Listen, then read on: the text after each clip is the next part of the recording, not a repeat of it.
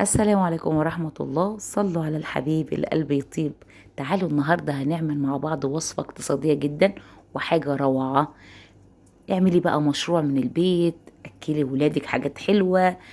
اعملي مشروع يعني اقتصادي جدا، وزعي بقى باب رزق من الآخر.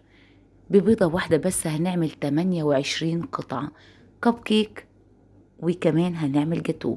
جاتو بسيط جدا بمكونات بسيطة، اقتصادي جدا، وكل ده ببضاية واحدة بس. بضاية واحدة بدرجة حرارة المطبخ عندك من التلاجة مفيش مشكلة. هتطلعيها من التلاجة وتحطيها في كوباية مية، دقيقة واحدة هتاخد درجة حرارة المطبخ. هنحط كوباية بسكر الحبيبات، سكر بتاع التومين، أي حاجة عندك سكر، وكله كمان هنعمله. مش هنستخدم حتى أدوات كتير ولا خلاط.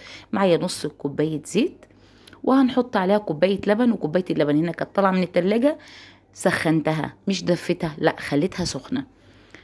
تمام. وهبتدي بقى كله في بولة واحدة كده، هبتدي اضربه ضرب كويس جدا لغاية ما السكر ما يدوب.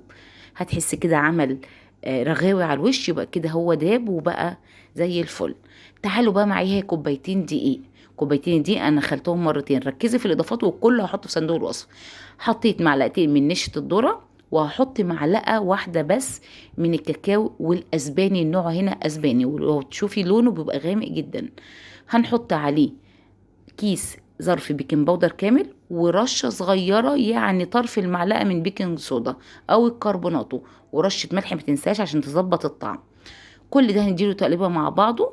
وهبتدي أنزل بالمكونات، أنخلها كلها تاني مع بعض. هننزل على السوائل وشوية بشوية عشان كله يختلط كويس جدا. ما تستعجليش وتدبي كله مرة واحدة، لا نزلي شوية بشوية، هتدي هشاشة للكيك. هتطلع الكيك معاكي هشيش وسفنجي جدا، مع انه بسيط ومفهوش مكونات كتير. كلها مكونات بسيطة جدا. وخدي بالك انت ممكن كمان تستبدلي المية لو الامكانيات ما تسمحش. كوباية اللبن تستبدليها بمية. وركزي كمان، هنقول لك دلوقتي هنكمل بقية الوصفة. هنحط فيها السر، الخلطة كلها في حاجة بسيطة جدا هتفرق معايا. بصي لو تلاحظي الخليط تقيل معايا، تمام، عايزين نفوره بقى. هنحط كوباية مية مغلية أكنك بتغليها لكوباية شاي كده بالظبط. الكوباية، وحطي بالتدريج، ما تحطهاش كلها مرة واحدة. درجيها كده شوية بشوية. أنا في البداية حطيت نصها، وبعد كده لقيته لسه تقيل شوية، ضفت كمان ربع. عايزة أقول لك كوباية المية المغلية دي بتفرق، بتخلي البيكنج باودر بيشتغل في ساعتها، بتخلي الكيك هاشش وجميل جدا. معايا هنا هاخد، نقول معلقة واحدة بس من الخل. والخل هنا محسن طبيعي وبيدي هشاشة وطراوة. ونص ليمونة، ما تستغربيش، كل الاتنين دول مع بعض بيعملوا ميكس جميل جدا في الكيك. جربيه في اي كيك، حتى الكيك الاسفنجي حطي معاهم بردك، هيفرق كتير وادعيلي. ولو كيك ابيض هيديله لون روعة. بص بقى، الكيك هينفش من قبل ما ندخله. بص لو تلاحظي الفقاعات دي دليل ان انا شغلي ماشي مظبوط جدا. انت كده قبل ما وانت بتشتغلي كده قبل ما تدخليها الفرن، عشان تعرفي شغلك مظبوط ولا لا، هتلاقي الفقاقيع دي بدأت تشتغل معاكي، يبقى هي زي الفل. معايا هنا القالب بتاع الكب كيك، وهحط معاه الورق. عايزه اقول لك ان الدستة دي فيها 100، بتقعد كتير جدا. حطيت، مليت كوبايه وبدات انزل زي ما انتم شايفين كده، نصها بالظبط. ما تحاوليش تملي اكتر من كده لانها لسه هزينها. تمام. فانا هنزل بنصها، او مش عايزه تحط في كوبايه، تاخدي بالمعلقه كده، معلقه كبيره كده مليانه، حلوه قوي كده. هبتدي بقى احط بقيه الخليط. هجيب صاج هنا، والصاج اللي استخدمته كان مقاسه 40 في 50. هبتدي بقى اديله شويه زيت ورشه دقيق علشان ما يلزقش معايا من تحت. وبعد كده هبتدي ابطنه بالدقيق. عايزه اقولك ان في اللحظه اللي بدات اصب فيها دي شغلت الفرن على درجه حراره 180. تمام. فما تحطوهمش، ما تشغلش الفرن قبليها بفتره طويله علشان خاطر ما ياخدش درجه حراره عاليه جدا، يخشوا ينفشوا بسرعه، وفي نفس الوقت يكون قلبهم لسه ني. تمام. بص بقى دلوقتي هنبتدي نحط الخليط اللي فاضل، وابتدي افرده في الصاج. ههزه كده هيبتدي يتفرد لوحده. بس عشان ادي مستوى واحد، يعني في الاخر يجي لي كله الصاج مقاس واحد ومستوى واحد. هبتدي اهزه الحركة دي. وهتجيبي بقى عود من عصيان الشيش تاووك او عود خله، وتبتدي تمشي بالحركه الدائريه دي، بحيث تطلعي اي فقاقيع للهواء، او يعني زي ما بنقول كده تطلع الكيك في الاخر مفهوش اي فراغ خالص. جربيها في اي كيك، لازم قبل ما تدخلي كيك اعملي الحركه دي، هتفرق كتير جدا. هناخده بقى في الرف اللي في النص زي ما قلت لك على درجه حراره 180 من 10 دقايق لربع ساعه، مش اكتر من كده عشان ما ينشفش. بعد 10 دقايق بص عليه واختبريه من النص كده، لو استوى طلعت نضيفه يبقى هي كده تمام جدا. بص طالعه ازاي سفنجه روعه. هي ما قبتش كتير لان الخليط زي ما انتوا شفتوا انا كنت حاطه نص الورقه، فهي اتملت للاخر، فكده حلو جدا. وانا ما اهتمتش ان هو يكون مرتفع اكتر من كده عشان لسه هيزين. لغايه دلوقتي ممكن تاكليه تحفه، حلو جدا، هش وطعمه رائع وريحته تجنن، هش جدا. بصي اسفنجي فعلا تحفة، رغم انه ما فيهوش مكونات كتير جدا، بس بسيط وجميل جدا واقتصادي في الغلا اللي احنا فيه ده. تعالي بقى لو حابة تضيفي وتكملي وتعملي بقى شغل الكافيهات، تعالي نكمل بقى. هنقول ايه؟ هنجيب، انا هنا حطيت نقول كوباية مية في الفريزر علشان خاطر تعمل تلج، لان ما كانش عندي تلج في الفريزر، وحطيت عليها كمان كوبايه ميه، يعني نقول حطينا كوبايتين ميه عليهم 3 معالق سكر، والسكر هنا حبيبات. فشغلت عليه في الاول العجان عشان خاطر ايه يبتدي يدخلته كويس قوي والسكر يدوب. معايا كوبايه من الكريمه، والكريمه اللي استخدمتها كانت كريمه المتحده، غاليه وغليت بطريقه بشعه. دلوقتي اخر سعر سمعته عنها عامله 260 جنيه. غالية بس بتدي نتيجة حلوة.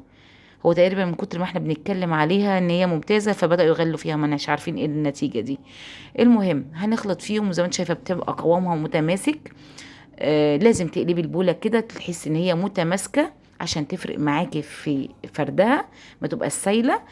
هنا بما اني عامله كيك شوكولاته فاضطريت احط معلقه واحده بس من الكاكاو بحيث تطعمها وفي نفس الوقت تغمق اللون شويه. ابتدي بقى احضر صوص شوكولاته، معايا مكعب شوكولاته، ولو انتوا ملاحظين ان هو يعني محطوط في المطبخ مش في التلاجة سايح شويه. حطيت له ربع كوبايه لبن مغلي، لازم تغليه بالتقليب، ما عليكي بس غير ان انت تقلبي كده هيدوب. بعد ما دوبته معايا هنا جل التلميع، رخيص جدا، يعني عايزه اقولك كانت العلبه دي ومعاها تاني كان ب5 جنيه بس، رخيص جدا، ارخص من عسل الكلوكوز، بيدي لمعه حلوه جدا، بيتقل القوام لما بيقعد، يعني هتاخدي قوام كده سخن هتحطيه في التلاجة هيتقل معاكي. طبعا الكيك انا ما سقيتهوش، ما سقيتش الكيك هنا لان الكيك طري جدا مش محتاج اي سقيان، وبحس لما بيسقي بحس ان هو يعني بيبوش شويه كده. فهو الكيك حلو وطري، فمش محتاج معايا اكتر من ان انا احط الكريمه واعمل طبقه من الكريمه كده وابتدي افردها. وحاولي وانتي بتفرديها تسويها كلها تبقى مستوى واحد، وهوريكي ليه لازم في الاخر تكون كلها مستوى واحد. هسويها على قد ما اقدر، فبدأت كده اسوي فيها، وبعد كده هبتدي احطها بعد ما اسويها كويس جدا، هبتدي احطها في التلاجة.